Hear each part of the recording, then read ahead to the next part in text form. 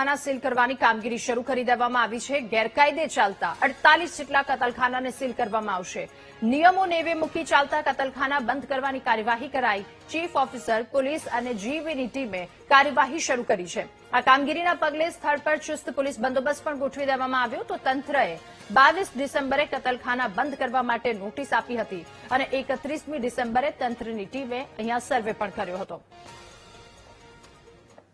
શહેરમાં જે રીતે ગેરકાયદેસર ચાલતા કતલખાનાને 22 તારીખે નોટિસ ફરકારવામાં આવી હતી, ત્યારબાદ 31 ડિસેમ્બરના રોજ અહીંયા સર્વે કરવામાં આવ્યું હતું। ત્યારે અહીંયા જોઈ શકાય છે કે જે રીતે પાલિકાની ટીમ છે, અલગ અલગ જે ટીમો છે અને ફૂલ પોલીસ બંદોબસ્ત સાથે અહીંયા સ્થળ ઉપર આવી છે અને જે અલગ અલગ મીટની દુકાનો છે તેને સીલ મારવાની કામગીરી હાથ ધરવામાં આવી છે। ત્યારે કહી શકાય કે જે રીતે અહીંયા ચુસ્ત પોલીસ બંદોબસ્ત સાથે પાલિકાના ચીફ ઓફિસર સહિતના જે કાફલો છે તે અહીંયા પહોંચ્યો છે અને તેઓ અહીંયા સીલ મારવાની કામગીરી હાથ ધરી રહ્યા છે। આપણે સાથે ચીફ ઓફિસર છે તેઓની સાથે વાત કરીશું। બેન, કઈ રીતની કામગીરી હાથ ધરવામાં આવી છે?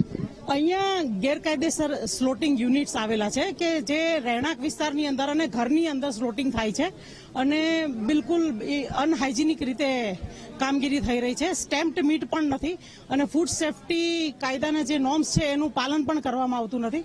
આથી આ લોકોને નોટિસ આપવામાં આવી હતી અને આ સીલિંગની કાર્યવાહી હાથ પર 31મી તારીખે ધરવાની હતી, પરંતુ અનિવાર્ય કારણોસર એ મોકૂફ રાખી હતી, જે કામગીરી આજે શરૂ કરવામાં આવી છે। કઈ ટીમો સાથે અહીંયા ટીમો પહોંચે? નગરપાલિકાના તમામ લાઇન ડિપાર્ટમેન્ટ સાથે છે।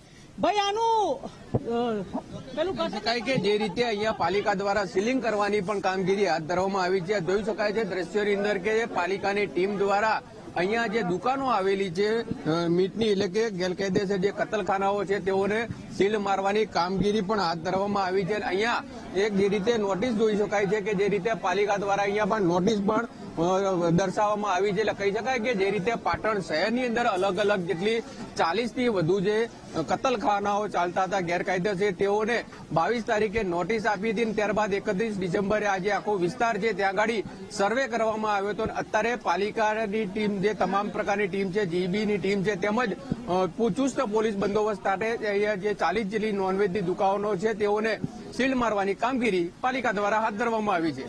ભરત પ્રજાપતિ, વીટીવી ન્યૂઝ, પાટણ।